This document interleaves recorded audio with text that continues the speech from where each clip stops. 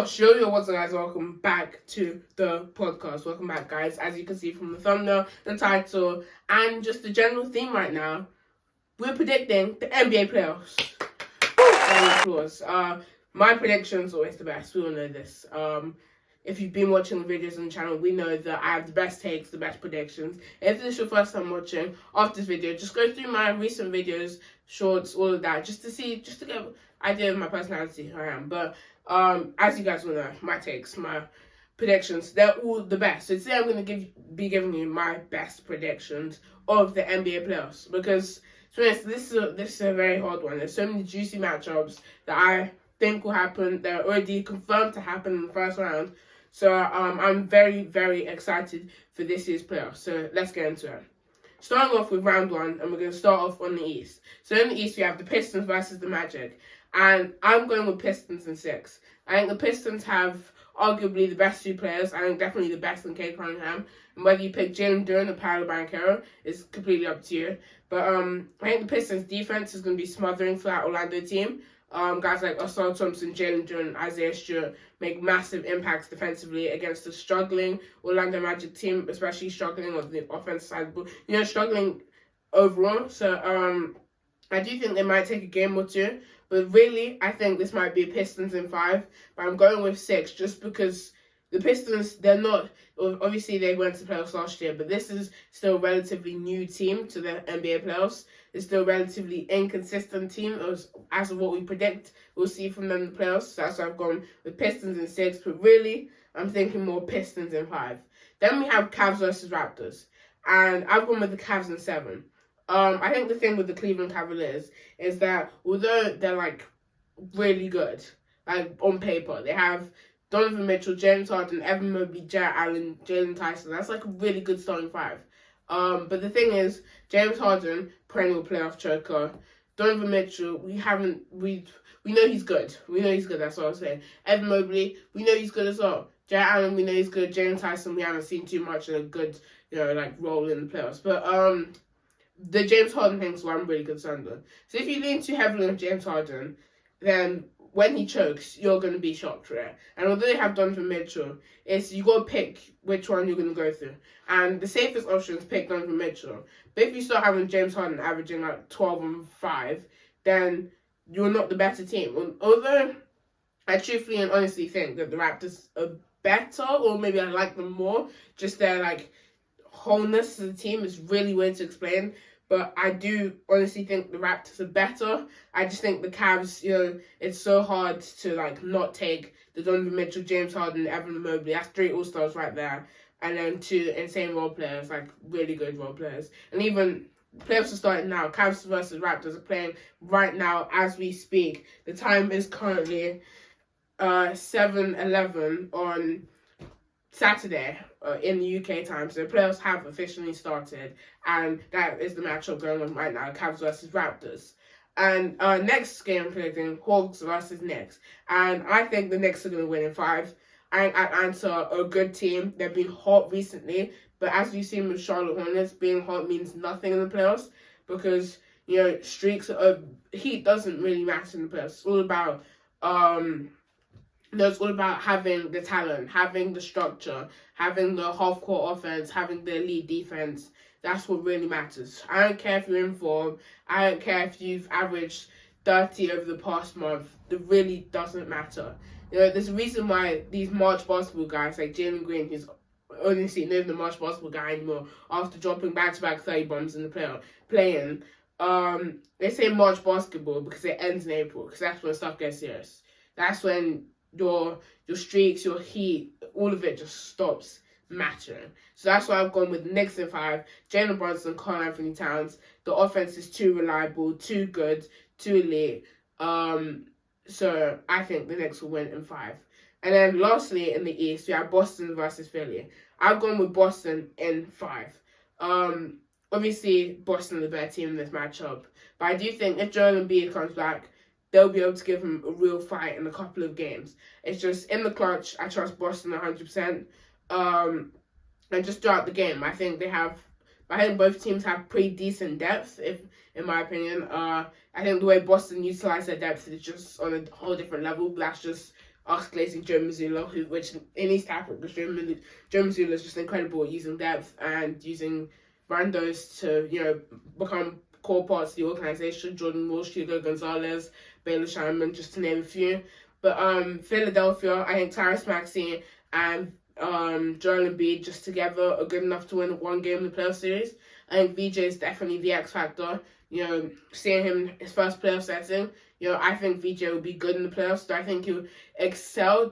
Guys like Cooper Flagg, I can say for sure will do well in his first playoff setting. Guys like VJ Edgecombe, I think he'll do streaky but still good.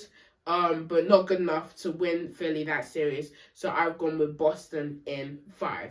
Then on the West, starting off with OKC Phoenix. I think OKC will sweep Phoenix. Phoenix, as I said, are red hot after winning in the play-in against Golden State. Jalen Green is even hotter. March basketball player is now performing in April, which I really hope to see because I'm a big Jalen Green guy. I love the way he plays. I love his hoops. But OKC is just the best team. That's a full stop. Phoenix might give him a little bit of a tough time in a game or two, but I think OKC is just by far and away the better team. I think it's going to be hard for Phoenix to stay alive with that. Then we've got Lakers Houston. So predicting that Luka's going to come back around Game 4, I think just to put all that weight on LeBron's shoulders to be able to say, yeah, LeBron, you need to win at least one game by Game 4, 2-1 series through, depending when Luka comes back, anywhere from Game 3 to 5. So if they need a game. If they don't win a game, then I predict Houston to sweep them. Because Luka, obviously, in his first game, is going to be Luka, but only Luka 80% maybe, not Luka 100%, not Luka Doncic. You know what I'm saying? So I've gone with Houston in 7. Houston 6. I just think that Houston can win at least 2 games before Luka comes back, maybe 3. Once Luka comes back, if the Lakers make that comeback, well done. But I think for Houston, it's very easy to win one game once Luka comes back, and I don't think LeBron could do it all on his own. So that's why I've gone with Houston in 6. Then Timberwolves versus Nuggets. I've gone with Nuggets in 6. I think it's just talent. This is obviously one of the spicier matchups that I'm really looking forward to watching. Obviously, it's just class. Anthony Edwards is going to be backpacking that Timberwolves team, and Nikola Jokic and Jamal Murray doing the same for their team in Denver. I think that the talent is just going to be insane, and I think it's the talent that's really going to matter. The one thing I'm a little bit scared about for Timberwolves is Julius Randle. If he can perform, then that's great. That maybe pushes the series to 7, maybe pushes the Timberwolves through. But I think that if he doesn't, which I'm predicting he won't, I think it's going to be very hard for them to get through a really good Nuggets team. The one concern I have for Nuggets is defense. Anthony Edwards, as we all know, is a bucket. So on defense, I think it's going to be very hard for them. Then we've got Blazers Spurs. Spurs in 5. Blazers are going to give them a tough time for one game. But, I mean, Denny and Klingon, just good players, Shooting Sharp, Jordan, guys like that. But Spurs are ultimately the better team. Then moving on to round 2. In round 2, we have the Pistons versus the Cavs. I've gone with the Pistons in 6. Pistons have the best player in the series, but Cavs have 2nd, 3rd, 4th. Debatably, Evan Mobley and Jalen Dunn. I prefer Jalen Dunn over Evan Mobley. But I think Pistons is a better team. Defense, like I said, smothering. I think defense is something that takes this Detroit team a long way. So I've gone with Pistons in 6. Then Knicks versus Celtics. I've gone with Celtics in 6 as well. I think Celtics are just the better team, and the better team will just overpower a Knicks team that's good but not at their peak. Then OKC Houston. I've gone with OKC sweeping them. I think KD and Sengun will both struggle to this series against another really good defense in OKC. So that's why I think OKC in 4. Then Spurs Nuggets. I've gone with Spurs in 7. To be honest, it's really dicey because if it goes to 7, I really do back the Nuggets. But I also think it really depends on the first round. If Stephon Castle and Dylan Harper are making their shots, the Slash Bros are making their shots from behind the arc, really playing well, I think this might be even Spurs in 5.